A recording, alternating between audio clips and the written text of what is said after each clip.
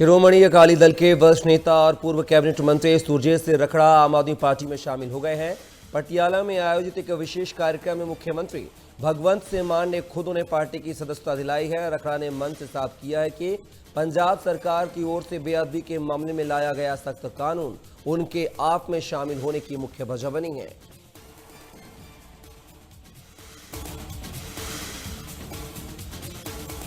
BBMB के स्थापना दिवस के मौके पर मंत्री बरिंदर कुमार गोयल ने पंजाब के हित में अपना पक्ष रखा है। बरिंदर गोयल ने कहा है कि बीबीएमबी के पावर और इरिगेशन मेंबर बनाने का पहला हक पंजाब का है। पंजाब पुलिस शुरू से बीबीएमबी की सुरक्षा करती आ रही है, आगे भी करेगी। साथ ही कहा है कि केंद्र सरकार बीबीएमबी में अपनी दखलंदाजी बंद करे।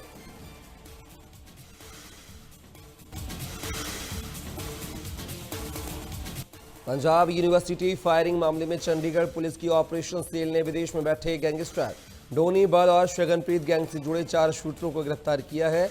आरोपियों के कब्जे से 3 अत्याधुनिक ऑटोमेटिक पिस्टल और कारतूस बरामद किए गए हैं। आरोपियों की गिरफ्तारी से पंजाब के 2 चर्चित murder case Khanna firing case की गुत्थी भी सुलझ गई है। इनमें गोपी निज्वर हत्याकांड और अमृतसर में 12वीं के छात्र अमरजोत सिंह की हत्या का मामला शामिल है, जिसकी जानकारी एसएसपी कंवरदीप कौर ने प्रेस कॉन्फ्रेंस कर दी है।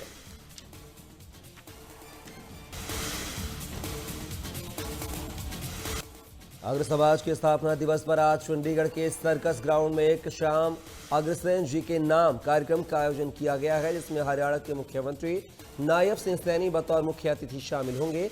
इस कार्यक्रम में राष्ट्रीय स्वयंसेवक संघ के पवन जिंदल और संत संपूर्णानंद महाराज भी विशेष रूप से मौजूद रहेंगे।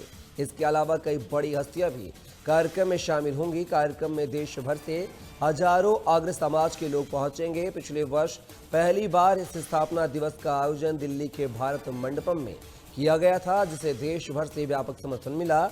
उसी परंपरा को आगे बढ़ाते हुए इस वर्ष पंजाब, चंडीगढ़ और हरियाणा की टीम मिलकर दूसरा आयोजन करा रही है।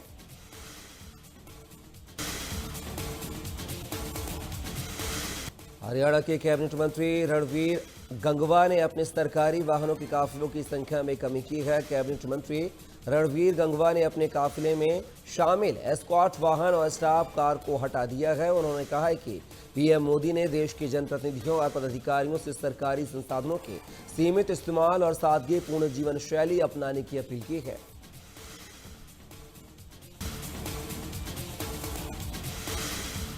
कैथल में बीजेपी की ओर से 2 दिवसीय पंडित दीनदयाल उपाध्याय जिला प्रशिक्षण कार्यशाला आयोजित की गई है, जिसका उद्घाटन कैबिनेट मंत्री श्याम सिंह राणा ने किया है। इस दौरान उन्होंने लोगों से पेट्रोल डीजल का कम इस्तेमाल करने की अपील की है। साथ ही उन्होंने कहा है कि लोग रविवार को होने वाली महाराणा प्रताप जयंती में शामिल होने के लिए गाड़ियों का इस्तेमाल न करके बस में बैठकर जाएं।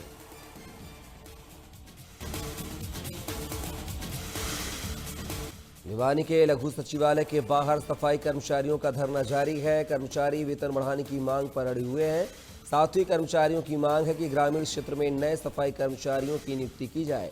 प्रदर्शनकारियों का कहना है कि जब तक उनकी मांगें नहीं मानी जाती तब तक धरना जारी रहेगा।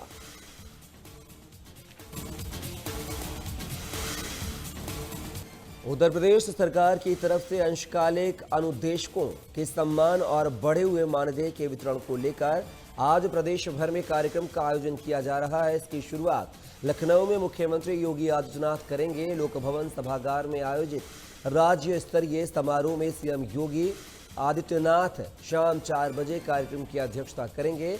इस कार्यक्रम का सीधा प्रसारण प्रदेश के सभी जिलों में किया जाएगा, जहां जिला स्तर पर भी समारोह आयोजित होंगे। समारोह के दौरान जनप्रतिनिधियों की मौजूदगी में प्रतीकात्मक चेक बांटे जाएंगे।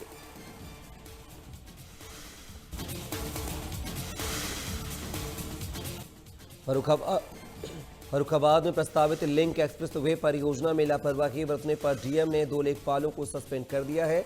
शनिवार को डीएम डॉक्टर अंकुर लाठर ने परियोजना को लेकर समीक्षा बैठक की थी, जिसमें कई गांवों में जमीन खरीद और अभिलेखीय कार्यों की प्रगति को लेकर चर्चा हुई है। इस दौरान 2 लेखपालों प्रवीण दुबे और महेश्वर सिंह की लापरवाही सामने आई है, जिस पर डीएम डॉक्टर अंकुर लाठर ने एक्शन लेते हुए उन्हें तत्काल प्रभाव से निलंबित कर दिया है। साथ ही संबंधित अधिकारियों को लिंक एक्सप्रेस वे परियोजनाओं के काम में तेजी लाने के भी निर्देश दिए हैं।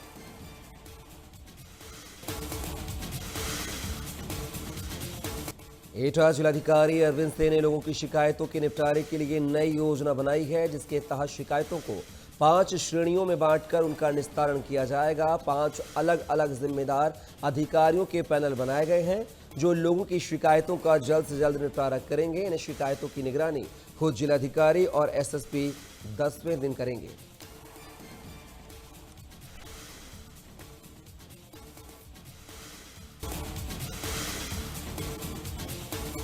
उत्तराखंड के मुख्यमंत्री पुष्कर सिंह धामी ने चंपावत के माता वाराही देवी मंदिर में पूजा अर्चना की है। इसके बाद उन्होंने मंदिर में चल रहे निर्माण कार्यों का निरीक्षण किया है। साथ ही सीएम धामी देवीधुरा में आयोजित पंडित दीनदयाल उपाध्याय प्रशिक्षण महाअभियान 2026 के जिला स्तरीय कार्यक्रम में शामिल हुए हैं।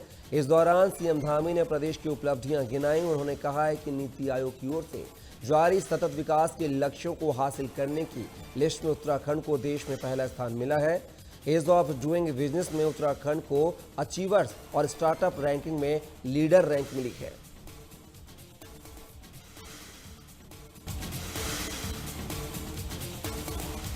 हरिद्वार में आरटीओ निखिल शर्मा ने ईंधन बचत और पर्यावरण संरक्षण का संदेश देते हुए अपने आवास से कार्यालय तक साइकिल से पहुंचे। जिलाधिकारी हरिद्वार मयूर दीक्षित ने अधिकारियों को कम दूरी के लिए पैदल या साइकिल का इस्तेमाल करने के लिए कहा था, जिसके बाद निखिल शर्मा ने खुद साइकिल से कार्यालय पहुंचकर ये मिसाल पेश की है।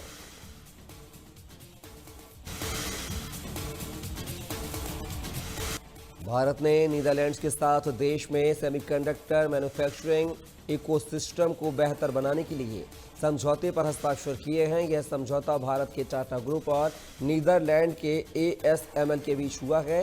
पीएम मोदी ने समझौते को लेकर कहा है कि भविष्य के तकनीकी क्षेत्रों के लिए सहयोग को और मजबूत किया जा रहा है। पीएम मोदी ने इस संबंध में सोशल मीडिया प्लेटफॉर्म एक्स पर एक पोस्ट कर कहा है कि प्रधानमंत्री रॉब जेनेट और वे भारत में सेमीकंडक्टर निर्माण इकोसिस्टम को आगे बढ़ाने के लिए हुए समझौते पर हस्ताक्षर के साक्षी बने हैं।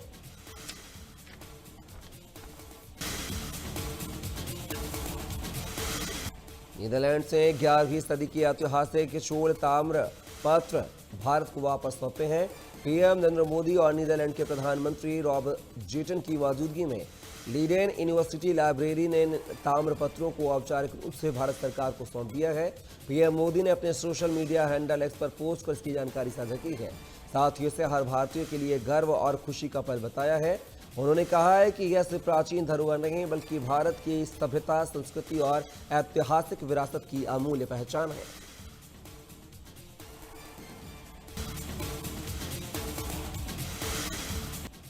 मिडिल ईस्ट में जारी तनाव के बीच केंद्र सरकार ने सिल्वर बार की आयात पर तत्काल प्रभाव से पाबंदी लगा दी है।